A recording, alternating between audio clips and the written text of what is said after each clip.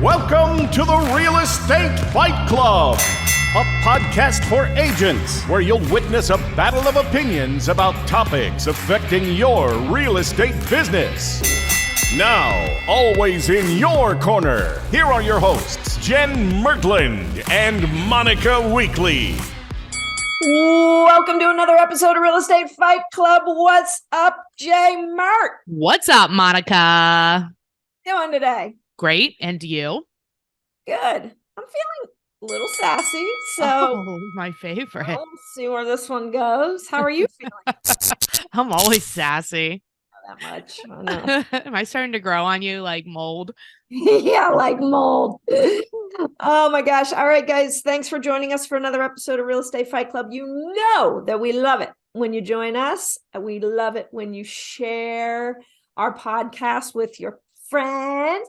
We love it when you subscribe. We love it when you visit us on Instagram and YouTube. You usually say the Insta Twitter. The TikTok and the Insta Twitter, although we're not on Twitter, so yeah. Insta Talk. We Insta love it when you see us on Insta Talk. It's awesome. All right, guys. Today, Jen and I are going to duke it out over this question. What do you do if your clients have buyer's remorse? Enter sound effects there. I want our editors to enter. Wah, wah. Step one, don't work with buyers. Okay. You and your little fantasy land reality, like non-reality world. It's reality. Yeah, it is to you, I guess, but not has been for years. I know. And hats off to you for being able to do that. Let's speak to the rest of the freaking world who do buyers and sellers. How about that? Okay. So, I accept. Let me make this real simple. First of all, you cannot prevent buyer's remorse. I mean, that's a fact. If they're going to have it, they're going to have it. It's not something within your control. However, I'm sorry. Can you say that? I couldn't hear you. It's not within your control. You can't control everything? No. What? No, you can't. But here's what you can control. So stop it. I would say 90% of your buyer's remorse would be preventable if you had done a proper buyer's consultation. Oh, can we have a signed buyer's contract too? God, I'm feeling lucky today. Something else. That would be something else, a buyer's agreement. But I know for a fact that agents are not doing proper buyer's consultations, and it's hurting you guys. It's hurting you. It's hurting your buyer. But what are you saying what are you putting in there that you think is like a link or a correlation to preventing buyer's remorse during the consultation? Well, I think discussing it, first of all, but also these steps that you take them through are tests of sorts. Okay. Make sure they're absolutely 100% focused on reaching an outcome, which is buying a house. Now, if they put an offer in on a house that they end up like freaking out that that's not the right house, that can happen. But most buyer's remorse is because you're showing up at the door, showing them a house, writing an offer for them on a 15-minute showing, and you've never sat down and talked to them about the process. You're a Pop-Tart without the frosting. That's right. That's Jen's famous saying is you're a Pop-Tart agent, which means you just jump up anytime anyone calls and you go do whatever they want you to do. Guys, you got to set expectations. And in that buyer consultation, you can talk about buyer's remorse and what the ramifications are of that. And do they fear that might happen to them? Is anyone out That's good. Like bring it up, like bring up the elephant in the room and say like, look, this is common. You might feel this. So that when they do, if they do, it's like, remember? Yeah. And then I want you to say this, Jen, if you're the buyer and I'm doing a consultation with you and we're discussing buyer's remorse, I want you to say this. I want you to know that buyer's remorse is okay. I also want you to know that it's going to cost you money. Mm-hmm. Okay. It's cost you money. It's going to cost you the earnest money, and the house that we're looking at for you and your price range, we're probably going to be putting down about $1,500 to $2,000. That's how much your buyer's remorse costs you. Are you okay with that? Okay. I don't know. Maybe. Right. They're like, yeah, okay, I get it. But are you saying that, you're saying that if they have it, right? If they have it. No, I'll say that in a consultation. I think I would word it differently. What would you say? Well, first of all, we do have like a buyer agreement that people can access and then edit, and it helps with the conversation. It's like kind of it, like you can put it in your packet. So if they go to jennifermertlin.com/vault, they will get that. Cool.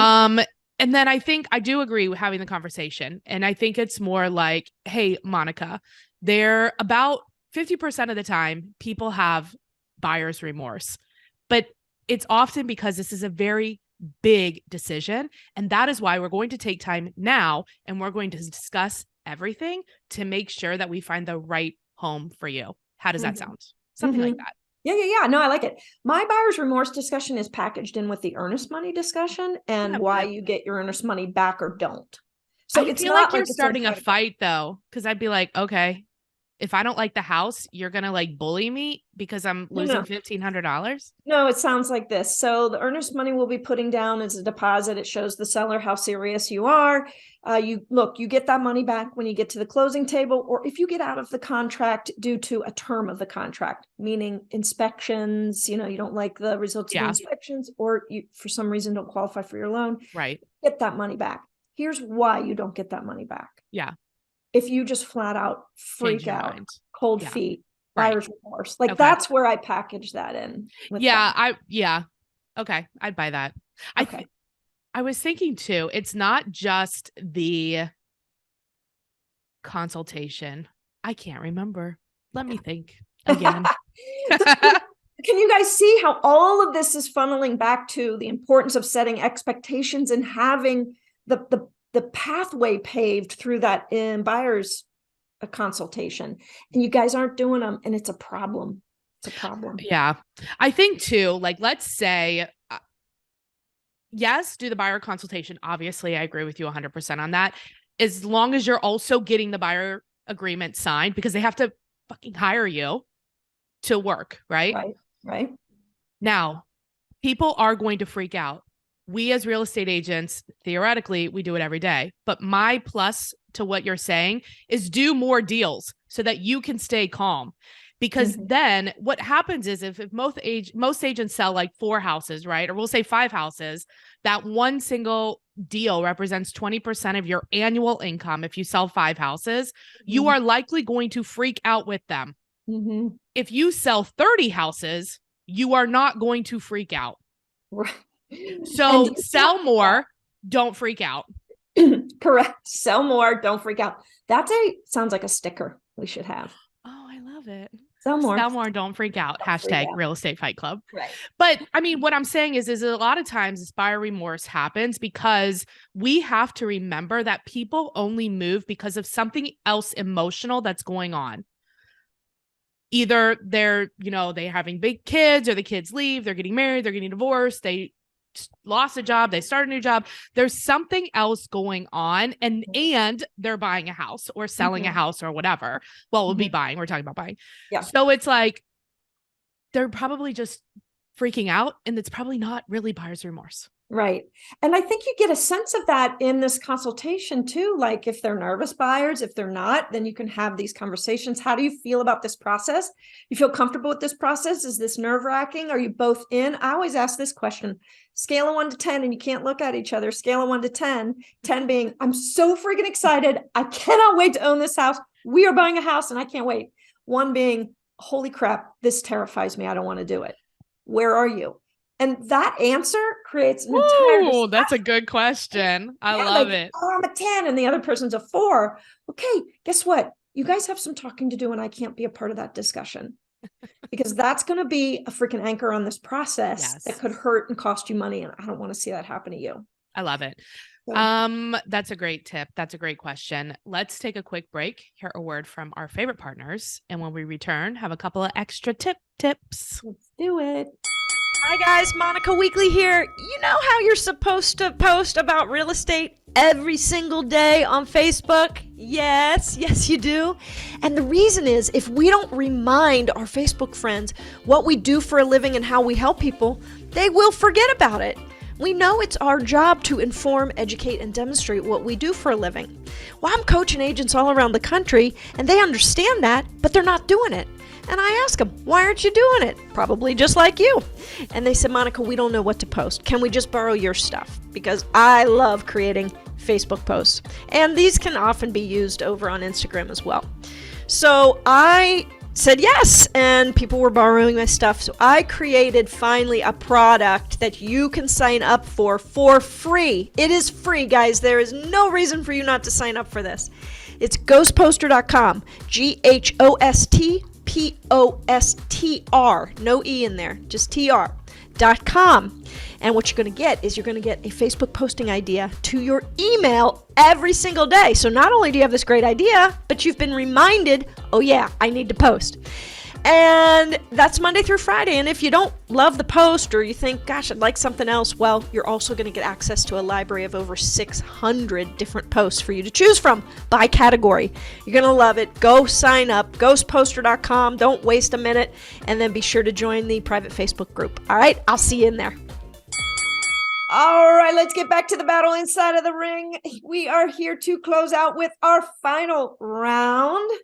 You know, Jenn's whole point to this whole question, which is, what do you do if your clients have buyer's remorse? Is, you know, don't work with buyers. So if you think that's a good answer. If you are going to work with buyers, look, you run your business like a business. Yeah. Which means you have a process in place. They freaking hire you to do the work. And then you have customer service and follow-up, right? Yeah. And you have to remain calm during that process. And that's it. That's it. I like our new bumper sticker, #sell more. Sell more, freak out less. Let's talk about something though that I think is a reality part of this. So let's say you've done your prep, you've done the consultation, you've done everything you can, and you're still going to find a buyer freak out, cold feet, or buyer's remorse, whatever you want to call it. Let's talk about how you actually handle that with them, because you new phone, who dis? You alluded to the fact that you can't put your own desperate need for cash in on this discussion. And that's really hard if you've backed yourself into a financial corner. So that's a whole another discussion for a different day. But so Jenn, let's say I'm your buyer and I call you and I say, Jenn, we cannot do this house. I'm freaking out. This was a huge mistake. And the other, spouse, partner, whatever in this is we're breaking up and we're out. Like, I can't. I know. How do you, the question is, how far do you push? How many questions do you ask? How do you consult there? For me, I think it depends. So I'd say, let's jump on a call, all three of us, and kind of talk through some of our options. How does that sound? And they'll be like, okay. And then I would schedule it for like at least the next day. Not right then. Give it a little time. Yeah. Give it a little breathing time. So when somebody calls you with that, don't solve the problem right there on the spot. They did. That's good advice. No, well, first of all, there was sort of a request. They're saying we want out of the contract. We went out. Yeah. So, but they really need to know their options. So, and depending on what state, you might need to pull a lawyer in. And depending on how far along in the contract you are, you might need to pull a lawyer in too. So if the sellers in our state, if the sellers have moved out and they have damages, it could be, there's, in a lot of states require attorneys, right? But if you're in a state like ours that doesn't require an attorney, I would still give it some time. Hey, let's talk about some of our options. And even if you're in a state like ours where we don't require an attorney, you may still want to pull one in. Because it could be, hey, we're in a contract. Who's your attorney? Let's rope this person in so we can understand our options here. Because you got to know that you are on their side and they have to feel that. So it's like us, like, what do we need to do? Not like they're disappointing you. It's their freaking house. It's their money. Right. They should be more disappointed than you. That's correct. Yeah. You can't show that. I think that's the number one thing I do is right off the bat, I do not put up any roadblocks for them to the end they want. Doesn't mean I'm saying, yes, here, sign this paperwork. I'm just saying, hey, look, if this is your final decision, I support you 100%. Nobody wants you to have a house that you don't want. Right. Or if this is the right time. I'm all in with you. Just know that. Now, that being said, let's talk about this a little bit so I can protect you, or we can really find out what's going on here.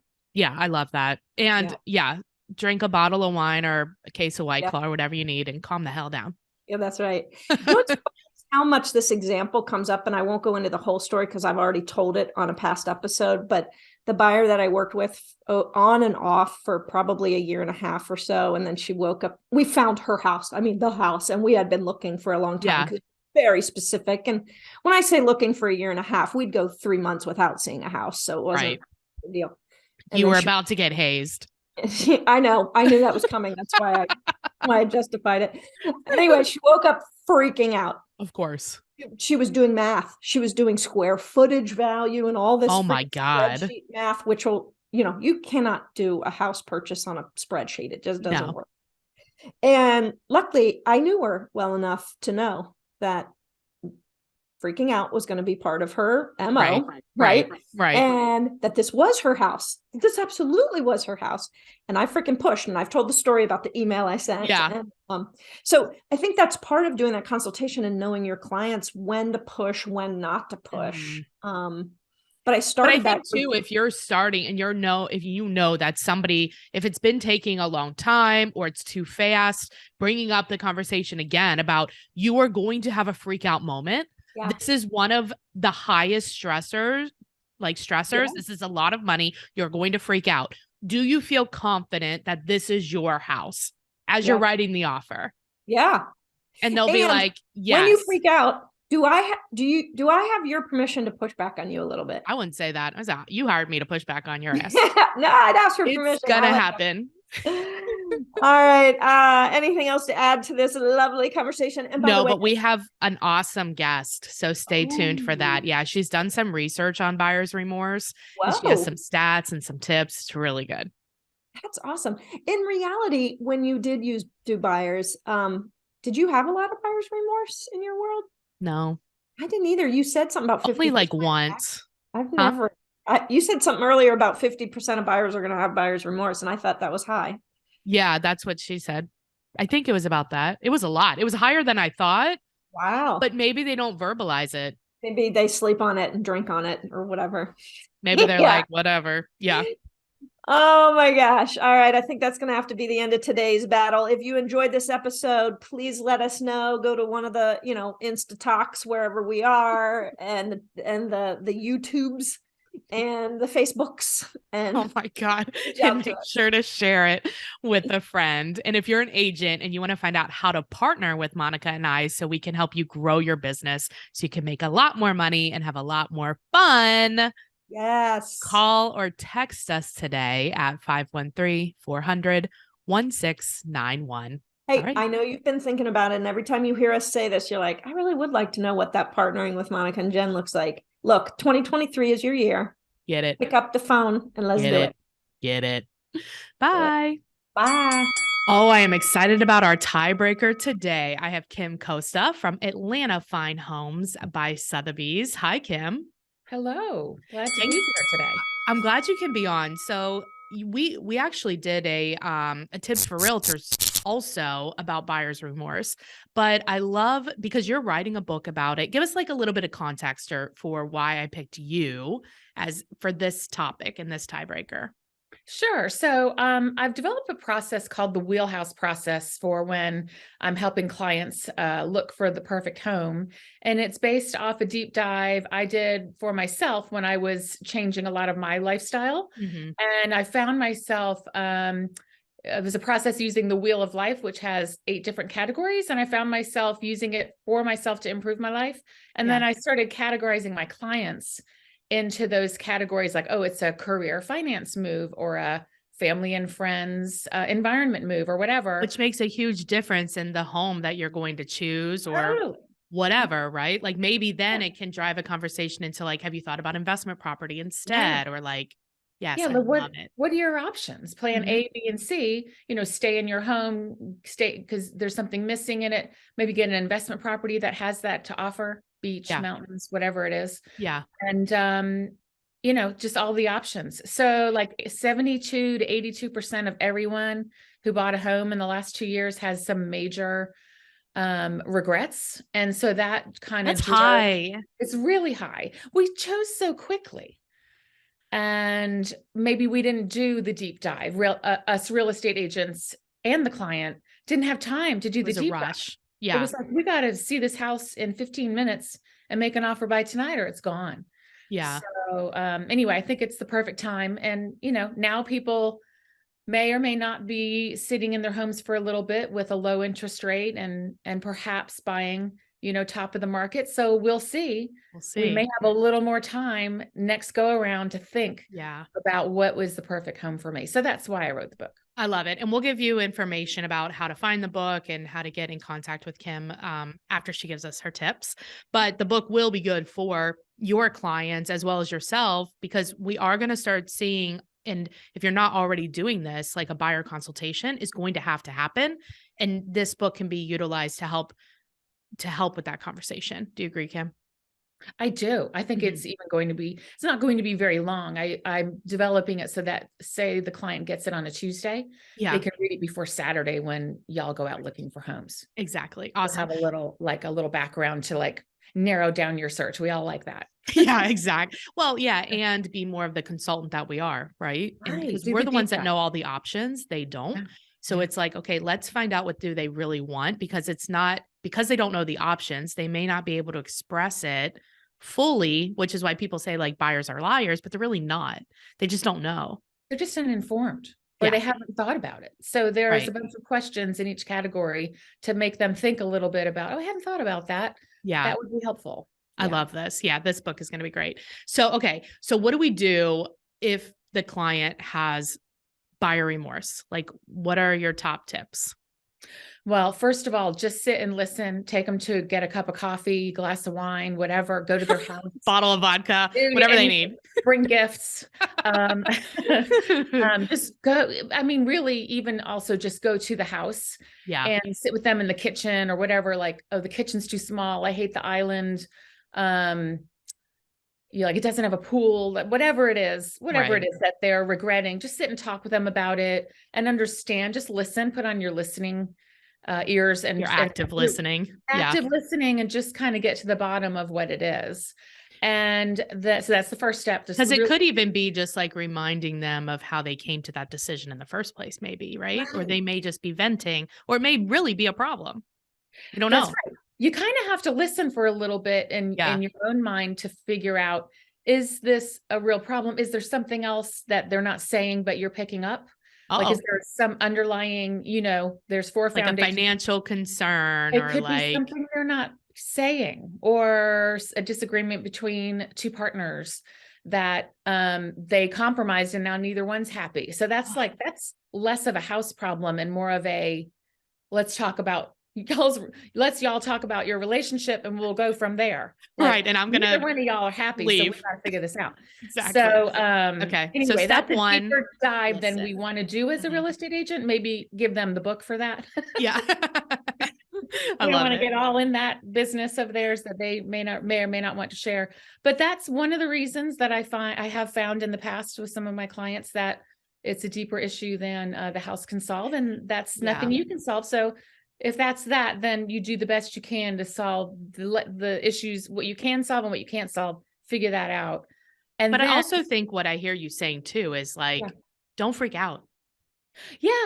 Everything's going to be okay. Yeah. I already own it. So there's really, most of my clients, if not all of them, are in beautiful homes. Mm-hmm. So unless it's a health problem, or, I spoke to someone last year. I think I mentioned this last time I spoke to you. She needs knee replacement. She bought a home because it had a beautiful pool, but the master's upstairs. Uh-oh. So that's a serious issue, right? So it actually wasn't my client. It was someone else's in South Georgia.